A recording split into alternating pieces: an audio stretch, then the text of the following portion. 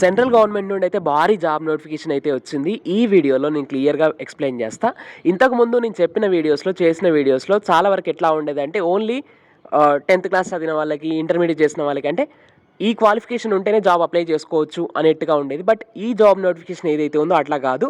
ఇది ఇంటర్మీడియట్ చదివిన వాళ్ళు చేసుకోవచ్చు, డిగ్రీ ఫినిష్ చేసిన వాళ్ళు అప్లై చేసుకోవచ్చు, అండ్ పీజీ అంటే ఎంఎస్సి, అండ్ అట్లనే బీటెక్ చేసిన వాళ్ళు కూడా ఈ జాబ్స్కి అయితే అప్లికేషన్ అయితే చేసుకోవచ్చు. మీ స్క్రీన్ మీద చూస్తూ ఉన్నారు. Application date starts on December 2, December 2, 2024 application date అయితే స్టార్ట్ అవుతుంది. అది కూడా ఆన్లైన్ అప్లికేషన్. లాస్ట్ డేట్ వచ్చేసి 31 December. సో ఇక్కడ మనకు దాదాపు 30 days టైం అయితే ఉంది. అండ్ ఆన్లైన్ అప్లికేషన్ చేసిన తర్వాత ఆఫ్లైన్లో మనం హార్డ్ కాపీని కూడా సబ్మిట్ చేయాల్సి ఉంటుంది. ఈ హార్డ్ కాపీని అయితే మనము 15th అంటే January 15th లోపు అయితే మనం 2025 January 15th లోపు అయితే హార్డ్ కాపీని కూడా సబ్మిట్ చేయాల్సి ఉంటుంది.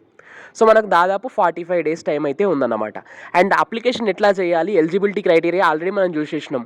కొన్ని జాబ్స్కి ఇంటర్మీడియట్ క్వాలిఫికేషన్తో కొన్ని జాబ్స్ ఉన్నాయి, డిగ్రీ క్వాలిఫికేషన్తో కొన్ని జాబ్స్ ఉన్నాయి, ఎంఎస్సి క్వాలిఫికేషన్తో కొన్ని జాబ్స్, అండ్ అట్లనే బీటెక్ క్వాలిఫికేషన్తో కొన్ని జాబ్స్ ఉన్నాయి.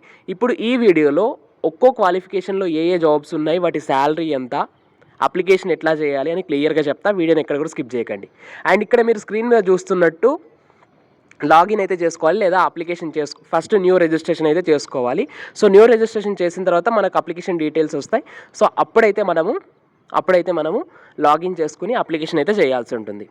అండ్ ఇక్కడ మీరు అడ్వర్టైజ్మెంట్ నోటిఫికేషన్ అని కనిపిస్తుంది కదా, సో దీనిపైన క్లిక్ చేసి మీకు full details, job description, salary, qualification, eligibility criteria, age relaxation అంతా కూడా మీకు ఆన్లైన్ అప్లికేషన్తో పాటు క్లియర్గా ఎక్స్ప్లెయిన్ చేస్తాం, రైట్? అండ్ ఇంతవరకు మన ఛానల్ని మీరు సబ్స్క్రైబ్ చేసుకోకుండా వీడియో కనుక చూస్తున్నట్లయితే ఖచ్చితంగా సబ్స్క్రైబ్ చేసుకోండి. అండ్ ఇట్లాంటి ఇంకా ఎన్నో జాబ్ నోటిఫికేషన్స్ మన ఛానల్లో రెగ్యులర్గా డైలీ బేసిస్ అప్లోడ్ చేస్తూనే ఉంటాం. మీ స్క్రీన్ మీద చూసినట్లయితే ఇక్కడ centre for DNA finger printing and diagnostics, CDFD. ఈ CDFD ఎక్కడ ఉంది అంటే మనకు హైదరాబాద్ ఉప్పల్ ఏరియాలో ఉంది. ఇన్నర్ రింగ్ రోడ్ ఉప్పల్ ఏరియాలో అయితే మనకైతే ఈ CDFD అనే ఇన్స్టిట్యూట్ అయితే ఉంది. ఇది సెంట్రల్ గవర్నమెంట్ కింద అయితే వర్క్ చేస్తూ ఉంటుంది. సో ఇక్కడ ఇది రీసెర్చ్ ఇన్స్టిట్యూట్ అన్నమాట. సో ఈ రీసెర్చ్ ఇన్స్టిట్యూట్లో ఇప్పుడు చెప్పిన క్వాలిఫికేషన్స్తోని ఇంటర్మీడియట్, డిగ్రీ, పీజీ అంటే ఎంఎస్సి, బీటెక్ ఈ క్వాలిఫికేషన్స్ ఆల్రెడీ ఉన్న వాళ్ళు ఈ జాబ్స్కి అయితే మీరు అప్లై చేసుకోవచ్చు. సో ఇదన్నమాట. ఇక్కడ చూడండి, ఒకసారి ఇక్కడ చూడండి ఎన్ని పోస్టులు ఉన్నాయనేది. ఒకసారి మీ స్క్రీన్ మీద చూసినట్లయితే మీకు కనిపిస్తూ ఉంది, రైట్? ఒక నిమిషము, right. Technical officer, technical assistant, so ఎన్ని ఉన్నాయి చూడండి. Level 6, level 5, level 2. శాలరీ కనుక చూసినట్లయితే బేసిక్ పే 35,000 ఉంది. 35,000 నుంచి ఉంది. అండ్ కింద బిలో పే వచ్చేసి అంటే లో పేమెంట్ వచ్చేసి 18,000, 19,000 ఉంది. కొన్ని పోస్టులకి 35,000 ఉంది, కొన్ని పోస్టులకి 40, కొన్ని పోస్టులకి 19,000 ఉంది. అండ్ ఇక్కడ అప్రాక్సిమేట్ మంత్లీ ఎనోల్యూమెంట్స్ అంటే మనకు 35,000 ఉంది, కానీ అన్నీ కలుపుకొని మనకు PF, DA ఇవన్నీ కలుపుకొని 70,000 దాకా శాలరీ అయితే పోతూ ఉంది. అండ్ ఇక్కడ స్కిల్డ్ వర్క్ అసిస్టెంట్స్ ఎవరైతే ఉన్నారో ఇక్కడ ఈ క్వాలిఫికేషన్స్ వీటికైతే ఇంటర్మీడియట్ ఉంటే సరిపోతుంది. Junior assistant 5, 6 and skilled workers 7, 8. So ఇక్కడ ఈ 4 పోస్టులు ఏవైతే ఉన్నాయో వీటికి ఇంటర్మీడియట్ క్వాలిఫికేషన్ ఉంటే సరిపోతుంది. నేను ఇన్ డీటెయిల్గా మళ్ళీ ఒకసారి ఒక్కొక్క పోస్టుకి సంబంధించి ఎలిజిబిలిటీ క్రైటీరియా, క్వాలిఫికేషన్, శాలరీ మొత్తం కూడా క్లియర్గా చూపిస్తా. ఒక్క నిమిషం అట్లనే చూస్తూ ఉండండి. ఇంతవరకు వీడియోని కనుక లైక్ చేయనట్లయితే లైక్ చేయండి. అండ్ మీ ఫ్రెండ్స్ ఎవరైనా ఈ ఎలిజిబిలిటీ క్రైటీరియాతో ఉంటే వాళ్ళకి వీడియోని షేర్ కూడా చేసేసేయండి. ఫస్ట్ వచ్చేసి నేమ్ ఆఫ్ ద పోస్ట్ చూసినట్లయితే టెక్నికల్ ఆఫీసర్. ఇక్కడ 35,000 రూపీస్ శాలరీ అయితే, బేసిక్ శాలరీ అయితే ఉంది. ఎలిజిబిలిటీ క్రైటీరియా అంటే ఎసెన్షియల్ క్వాలిఫికేషన్ చూసినట్లయితే ఫస్ట్ BSc ఉండాలి.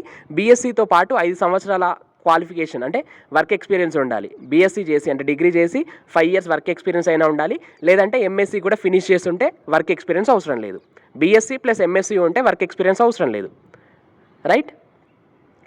ఓకే. అండ్ అట్లనే ఇక్కడ MSc ఇన్ లైఫ్ సైన్సెస్ అంటే లైఫ్ సైన్సెస్లో MSc చేస్తారు కదా, బాటనీ లేదా ఫిజిక్స్, కెమిస్ట్రీ ఇట్లా లైఫ్ సైన్సెస్లో చేస్తారు కదా. సో వాళ్ళని అయితే తీసుకుంటామని ఇక్కడ వీళ్ళు చెప్తా ఉన్నారు. ఇక్కడ సెకండ్ పోస్ట్ చూసినట్లయితే, రైట్, సెకండ్ పోస్ట్ వచ్చేసి ఇక్కడ ఉంది. అండ్ దీనికి కూడా ఎసెన్షియల్ క్వాలిఫికేషన్స్ BSc లేదా బీటెక్. BSc చేసిన వాళ్ళు కానీ బీటెక్ చేసిన వాళ్ళు దీనికి టెక్నికల్ అసిస్టెంట్ పోస్ట్ 2కి అయితే అప్లికేషన్ అయితే చేసుకోవచ్చు. జాబ్ డిస్క్రిప్షన్ వచ్చేసి ల్యాబొరేటరీ ఎక్స్పెరిమెంట్స్లో మనం అయితే వర్క్ చేయాల్సి ఉంటుందని వీళ్ళు ఇక్కడ క్లియర్గా చెప్తా ఉన్నారు.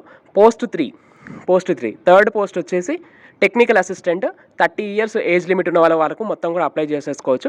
బేసిక్ పే వచ్చేసి 35,000 ఉంది. క్వాలిఫికేషన్ ఎలిజిబిలిటీ క్వాలిఫికేషన్ వచ్చేసి బీఎస్సీ లేదా బీటెక్ చేసిన వాళ్ళైతే దీనికైతే అప్లికేషన్ చేసుకోవచ్చు. రైట్. అండ్ ఇక్కడ 4th పోస్ట్ 4వ పోస్ట్ వచ్చేసి జూనియర్ మేనేజరియల్ అసిస్టెంట్. సో ఇక్కడ graduate with 3 years experience in govt office అంటున్నారు. సో ఎక్స్పీరియన్స్ ఉన్న వాళ్ళు చేసుకోండి. ఎక్స్పీరియన్స్ లేదు అనుకుంటే నేను ఇప్పుడు ఇక్కడ ఎక్స్పీరియన్స్ అవసరం లేని పోస్టులు ఒకసారి చూపిస్తాను చూడండి. రైట్, ఇక్కడ జూనియర్ అసిస్టెంట్ 2 కనిపిస్తూ ఉంది కదా.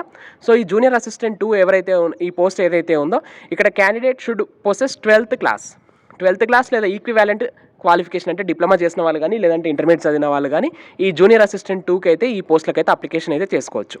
అండ్ ఇక్కడ చూసినట్లయితే ఇంకొక పోస్ట్ ఇక్కడ జూనియర్ అసిస్టెంట్ 2. సో దీనికి ఇంటర్మీడియట్ ఉన్న వాళ్ళు అయితే చేసుకోవచ్చు. చిన్న స్కిల్ టెస్ట్ ఉంటుందని వాళ్ళు చెప్తా ఉన్నారు. సో ఇక్కడ మీరు చూస్తూ ఉన్నారు చేయాల్సిన వర్క్ ఏంటి అంటే processing of bills, scrutiny of files and documents. So files documents ఉంటే వాటిని ప్రాసెసింగ్ చేయాలని చెప్తా ఉన్నారు.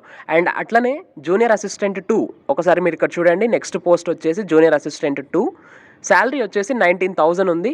ఇక్కడ ఎసెన్షియల్ అంటే ఎడ్యుకేషనల్ క్వాలిఫికేషన్ వచ్చేసి 12th పాస్ ఉండాలి లేదా డిప్లొమా చేసిన వాళ్ళు కూడా అప్లికేషన్ అయితే చేసుకోవచ్చు. కాస్త జనరల్ నాలెడ్జ్, కంప్యూటర్ నాలెడ్జ్ ఉండాలని చెప్తా ఉన్నారు వీళ్ళు ఇక్కడ. సో ఇదన్నమాట. ఇంకా మీరు ఇక్కడ కింద కూడా పోస్టులు ఉన్నాయి. సో మీరు ఇదంతా కూడా దీనికి సంబంధించిన నేను అప్లికేషన్ ప్రాసెస్కి ఈ ఏవైతే ఈ జాబ్ డిస్క్రిప్షన్స్ ఉన్నాయో, పోస్టులు ఉన్నాయో దానికి సంబంధించిన లింక్ మొత్తం కూడా కింద డిస్క్రిప్షన్ బాక్స్లో ఇచ్చిన. అండ్ అట్లనే కమెంట్ సెక్షన్లో కూడా పిన్ చేసి పెట్టిన లింక్ మీద మీరు క్లిక్ చేసి జాబ్ డిస్క్రిప్షన్ మొత్తం కూడా ఒకసారి చెక్ చేసుకోండి. మీకు ఏ జాబ్స్కి ఎలిజిబిలిటీ ఉందో వాటన్నింటికి మీరైతే అప్లై చేసేసేయండి. రైట్. ఓకే, మరి అప్లికేషన్కి కావాల్సింది ఏంటి అంటే ఇక్కడ ఫోటోగ్రాఫ్స్ అడుగుతూ ఉన్నారు. మన సిగ్నేచర్ అన్నీ కూడా ఇక్కడ జేపీజీ ఫార్మాట్లో ఉండాలి. అండ్ ఇక్కడ ఫోటో అండ్ సిగ్నేచర్ 100 KBsలో ఉండాలి. మెమోరాండమ్ ఆఫ్ మార్క్స్ అంటే లాస్ట్ స్టడీ మార్క్స్ మెమో ఉంటుంది కదా. సో అవన్నీ కూడా ఒకసారి చూసేసుకోండి మీరు. అండ్ ఫస్ట్ మనం ఆన్లైన్ అప్లికేషన్ చేయాలి. చేసిన తర్వాత ఏముంటుంది మనకి అప్లికేషన్ ఫామ్ వస్తుంది. అంటే మనం ఒక 200 రూపాయలు అప్లికేషన్ ఫీ ఉంటుందన్నమాట. కేవలం 200 రూపీస్ మాత్రమే అప్లికేషన్ ఫీ ఉంది. సో అప్లికేషన్ చేసిన తర్వాత మనం ఆన్లైన్ పేమెంట్ చేసిన తర్వాత అప్లికేషన్ చేసిన తర్వాత మనకు అప్లికేషన్ ఫామ్ వస్తుంది. So application form, acknowledgement, fee payment receipt, ఇంతకుముందు చూపించిన అన్ని డాక్యుమెంట్స్ అన్నీ కూడా అటాచ్ చేసి ఇక్కడ చూపిస్తున్న అడ్రస్ ఉందా, కింద చూపిస్తున్న అడ్రస్ ఉంది కదా, centre for DNA finger printing and diagnostics, inner ring road, Uppal, Hyderabad. Pin code కూడా ఇచ్చారు కదా. సో ఆ పిన్ కోడ్కి మీరు హార్డ్ కాపీ అయితే పోస్ట్ ద్వారా పంపించాల్సి ఉంటుంది. మీరు చేసిన application form, fee payment receipt, మీ మెమోస్ అన్నీ, అండ్ అట్లనే మీ ఆధార్ కార్డు, ఇంతకుముందు చూపించిన అన్ని డాక్యుమెంట్స్ ఏవైతే ఉన్నాయో ఇక్కడ చూడండి ఒకసారి. సో ఈ డాక్యుమెంట్స్ అన్నీ కూడా ఒకసారి మీరు స్క్రీన్ షాట్ తీసి పెట్టుకోండి. సో ఇవన్నీ కూడా ఒకసారి మీరు జెరాక్స్ కాపీస్ తీసి ప్రతి దాని మీద మీ సిగ్నేచర్ ఉండేట్టుగా చూసుకుని జెరాక్స్ కాపీస్ తీసి అవన్నీ కూడా అటాచ్ చేసి ఎన్విలోప్ ఉంటుంది కదా మనకు, ఎన్విలోప్లో పోస్ట్ చేసేసి పోస్ట్ ద్వారా అయితే మనం ఇంతకుముందు చూపించిన అడ్రస్కి అయితే దీన్ని పోస్ట్ చేయాల్సి ఉంటుంది. అంటే ఆన్లైన్ అప్లికేషన్ చేస్తాం, ఆఫ్లైన్లో కూడా మనం దీన్ని అయితే వాళ్ళకైతే పోస్ట్ ద్వారా పంపిస్తాం అన్నమాట.